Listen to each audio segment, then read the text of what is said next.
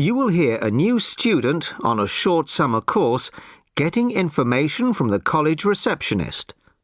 First, you have some time to look at questions 1 to 5.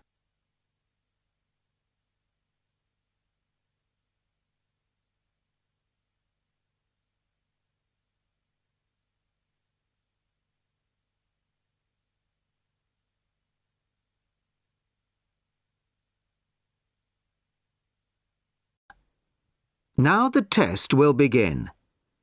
You should answer the questions as you listen, as you will not hear the recording a second time.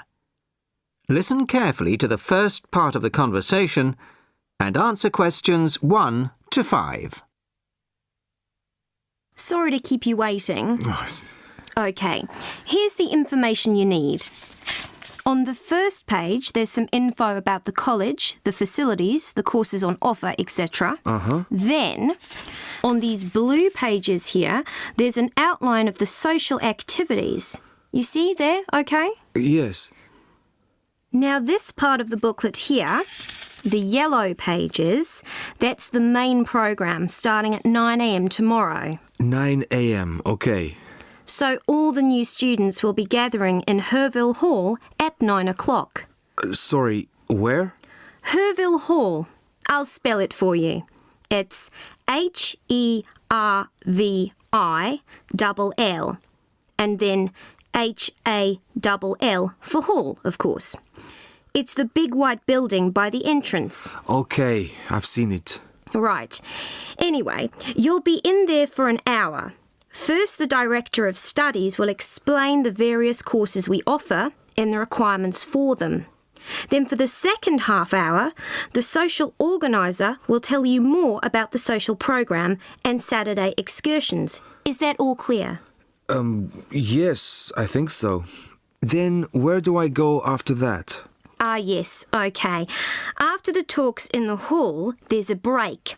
And then at 11:15, go to classroom 4 to have a placement test. 11:45. This placement test is to find my level in English? Exactly. Then, after the test, all the new students are invited to a special welcome lunch. In the cafeteria? No, not for the welcome lunch. It's in a restaurant near the school, an Indian restaurant. Oh, OK. I don't think I've ever tried Indian food. Do you like spicy food? Yes, I do. Then you'll love Indian. Before you hear the rest of the conversation, you have some time to look at questions 6 to 10.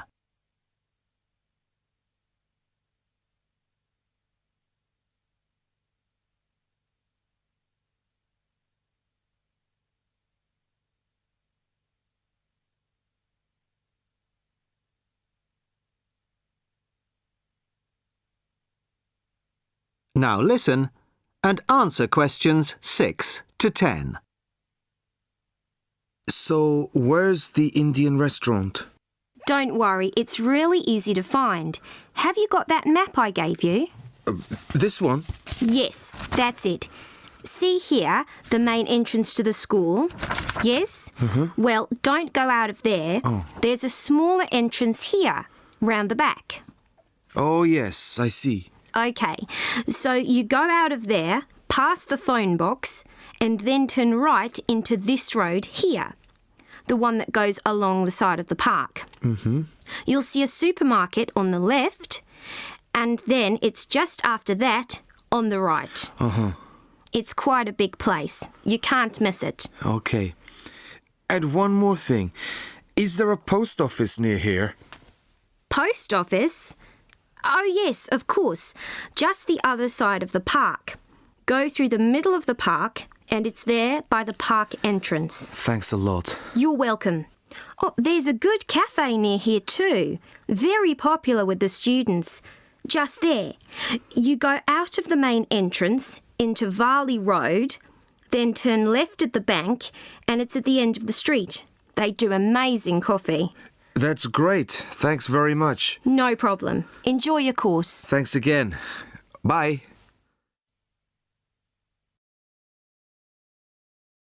That is the end of part 1.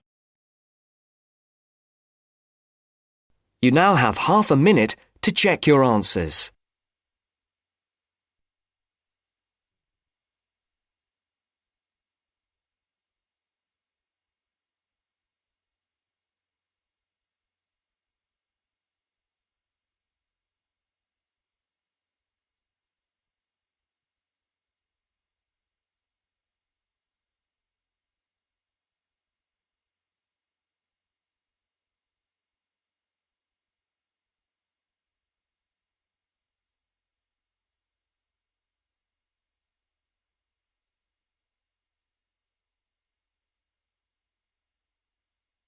Now turns to Part 2.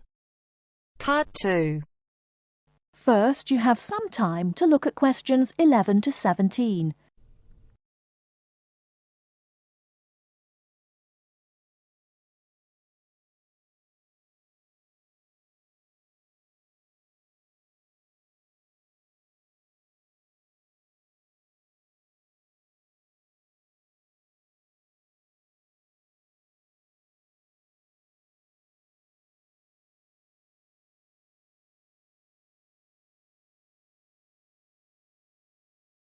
Now, listen carefully and answer questions 11 to 17.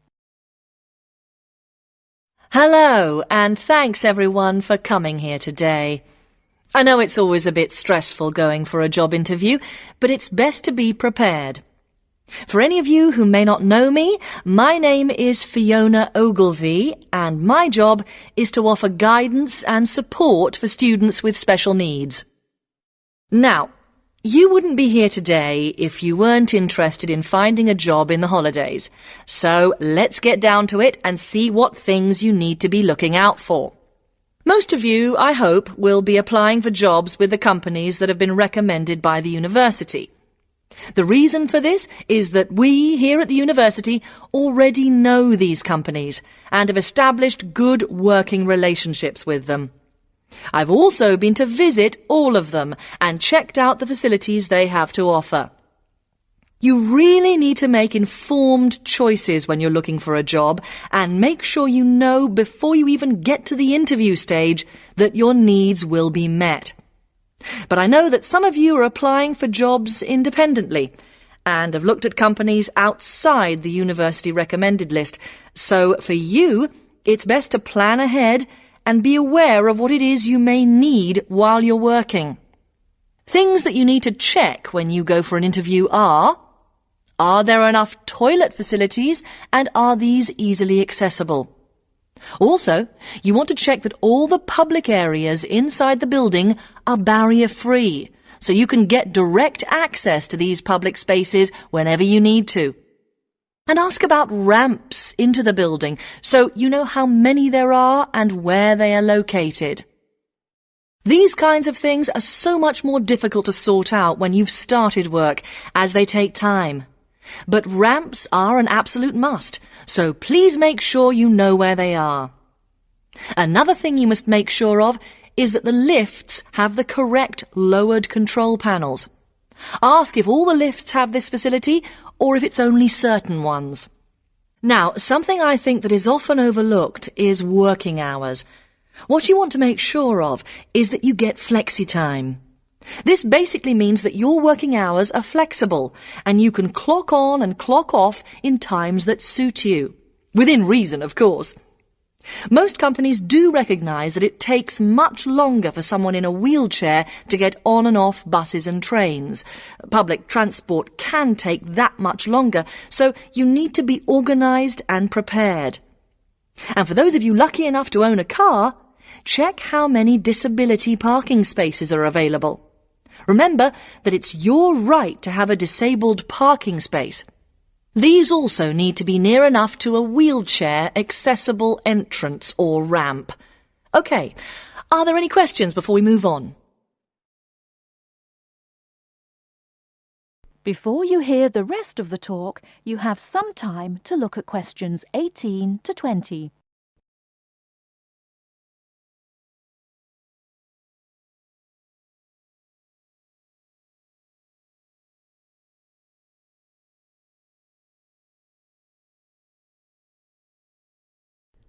Now listen and answer questions 18 to 20. Right, let's move on then. Now I want to talk you through the series of visits to companies which we've got planned for next week. On Monday morning, we will be visiting the Lowland Hotel. They have various summer jobs available, working as a receptionist or conference organiser in their busy conference centre, organising and setting up conferences. You need to be prepared for working in an office environment and spending quite a bit of time talking on the telephone. The bus leaves for the hotel at 9 a.m, so make sure you leave yourself plenty of time to get there. When you arrive at the hotel, please gather in the reception area and wait for someone to take you to your first session, which will be a talk. The talk at the hotel will begin at 10 a.m, and then there will be a short tour of the hotel. There will be a light lunch provided, which is usually salads and sandwiches. The next place we'll be visiting will be on Tuesday afternoon. We'll be going to visit a little local company that makes handmade paper and cards. For those of you studying art, this may be just what you're looking for. We'll be taken on a tour of the company which lasts 3 hours. The tour will start at 3:30 p.m, and after that you'll have a chance to meet some of the staff. Tea and coffee will also be provided. We have no trips planned for Wednesday, but on Thursday morning we'll be going to Tobago Travel Agency. This is a very popular choice amongst our students because you can get student discounts on holidays. We've booked a coach for this, and it'll leave from outside the refectory at 8 a.m. You'll need to bring a packed lunch for this, so please don't forget. There is a little canteen where you can buy hot and cold food, but this is closed on Thursdays. Friday, we'll be having representatives from all the companies visiting us, so you will have a chance to ask any questions, and of course, put your name down on the list if you're interested in working for them over the summer. This event will take place in the main hall next to the library, and it'll run from 10:30 until 4. I really hope you make the most of this excellent opportunity to not only earn yourself some extra money, but also to gain experience of what it's like to work. And if you'd like to find out more, then please ask some of the students who worked last year. They're all wearing green badges and will be happy to speak to you afterwards. That is the end of part 2. You now have half a minute to check your answers.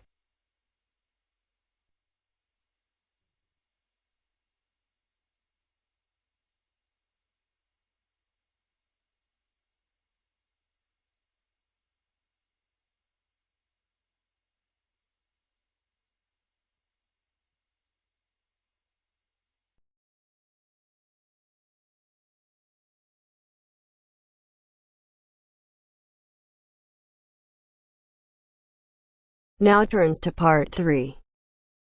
Part 3. You will hear two friends discussing what to study at Mitchford University.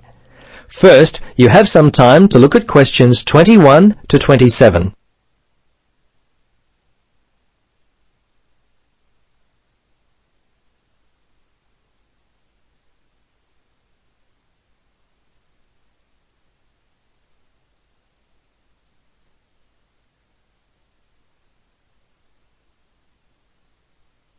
Now listen carefully and answer questions 21 to 27. Hello, Gloria. Hi, Paul. I just heard that you're studying psychology this year. At the moment, that's true, but to be honest, I'm not sure exactly what to study. You're in your 3rd year at university. Do you have any advice for me? Well, it's a difficult question for me to answer, but I do have some ideas based upon my personal experience that may be of help. Anything would be helpful at this point. I'm feeling a little worried about what I should do. Well, there are a few things that I would recommend. Firstly, ask yourself, what do you really enjoy studying? For example, maths, English, science? This will help you decide what course you should do. The university handbook lists all the courses available. You should take some time to look at it. A couple of my friends spoke with recent graduates of courses which took up a lot of time. Another thing which took a lot of time was an interview at the Dean of Academic Affairs office. They're always so busy there. Unless you've got a lot of time, I wouldn't bother with either of those ideas. Okay. Gloria, I understand there are some excellent publications that I can look at which will help answer my questions. But the trouble is, I'm having a real hard time locating them. Do you know where I might be able to go? Yes, I encountered this very same problem when I was deciding on what to study. I managed to locate a few excellent books that really helped me to decide what was best for me. Now, some of the details will be a little inaccurate. That's no problem. If you could just remember the titles, I'll be able to look them up at the university library. Now, let me just get my pen. Okay, ready? All right. The first book I found was What Should I Do? It was written by Paul Smith, and I believe it was published in 2000 by Smith Brothers. I think this was the best book I read, although Judy Newton's Choosing University Courses was also an excellent help for me. Can you remember what year that one was published? Let me see. Most of the books I read were published around the same year, 2000, I think. I can't remember who published it. I think it was Printers Limited. You'll have to check that one out yourself. No problem. This is just what I've been looking for. Anything else you could recommend? Yes, there was one other book which I remember because my cousin works for the publishers Brown and Tate. He started there in 2002. Anyway, the book's called Surviving University and was written by Julie White. It's an excellent book which came out in 2004. I certainly recommend it. Before you hear the rest of the conversation, you have some time to look at questions 28 to 30.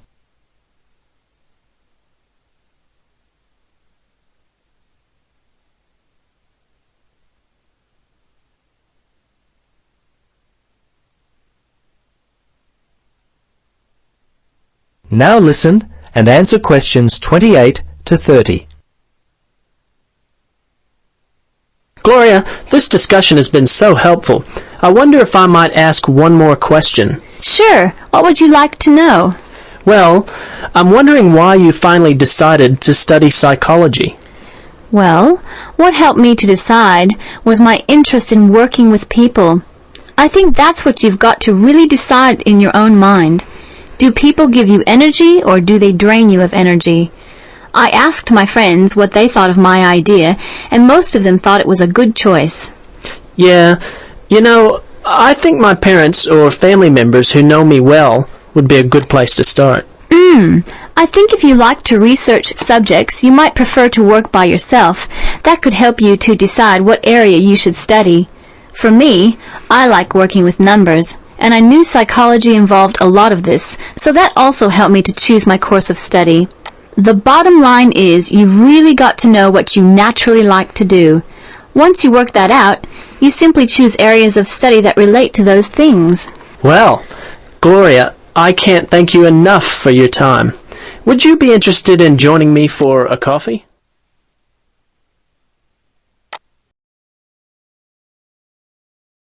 That is the end of part 3. You now have half a minute to check your answers.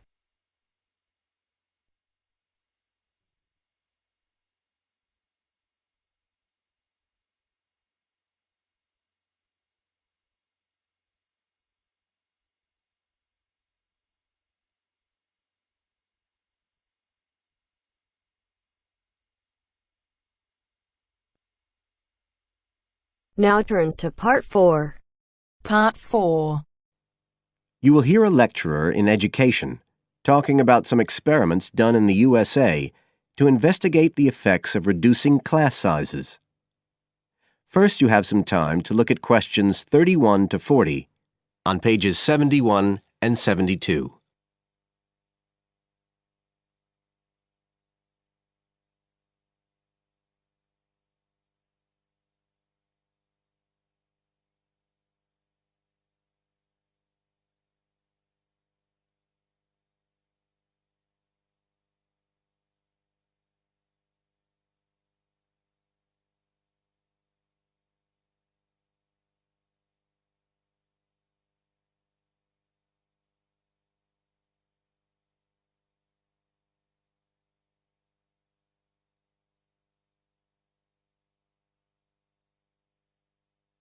Now listen carefully and answer questions 31 to 40.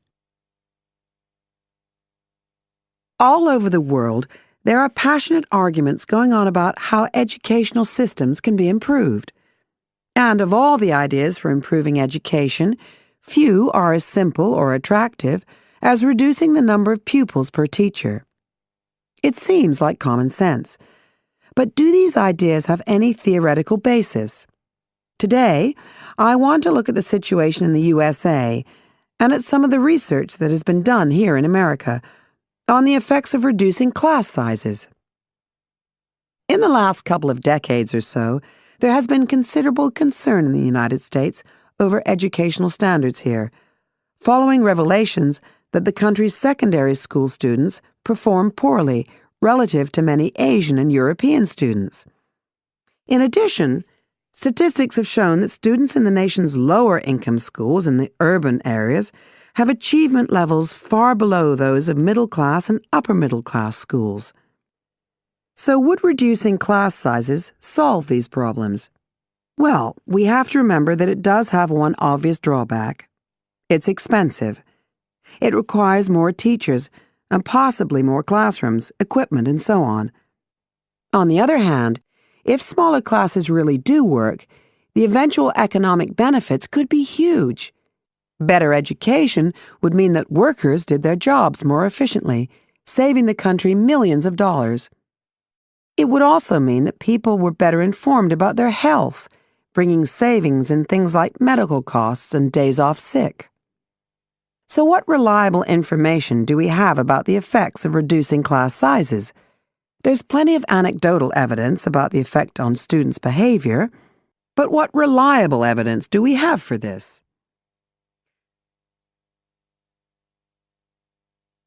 Let's have a look at 3 research projects that have been carried out in the USA in the last couple of decades or so. The first study I'm going to look at took place in the state of Tennessee in the late 1980s. It involved some 70 schools. In its first year, about 6,400 students were involved, and by the end of the study, 4 years later, the total number involved had grown to 12,000. What happened was that students entering kindergarten were randomly assigned to either small classes of 13 to 17 students or regular-sized classes of 22 to 26. The students remained in whatever category they had been assigned to through the 3rd grade, and then, after that, they joined a regular classroom. After the study ended in 1989, researchers conducted dozens of analyses of the data. Researchers agree that there was significant benefit for students in attending smaller classes, and it also appears that the beneficial effect was stronger for minority students. However, there's no agreement on the implications of this.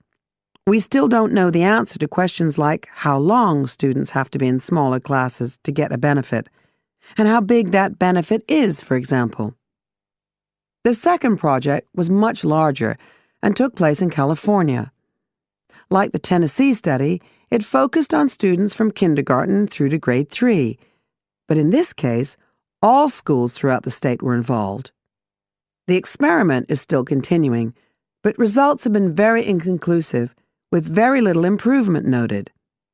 And the project has, in fact, also had several negative aspects. It meant an increased demand for teachers in almost all California districts. So the better-paying districts got a lot of the best teachers, including a fair number that moved over from the poorer districts. And there were a lot of other problems with the project. For example, there weren't any effective procedures for evaluation. All in all, this project stands as a model of what not to do in a major research project.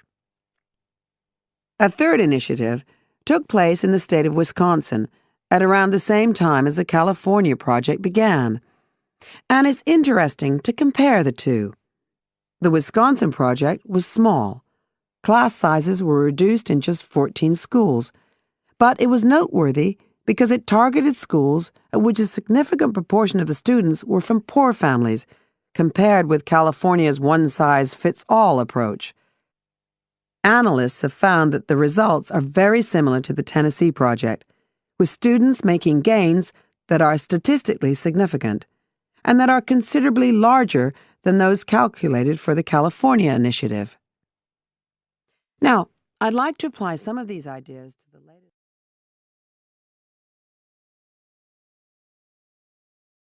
That is the end of part 4. You now have half a minute to check your answers.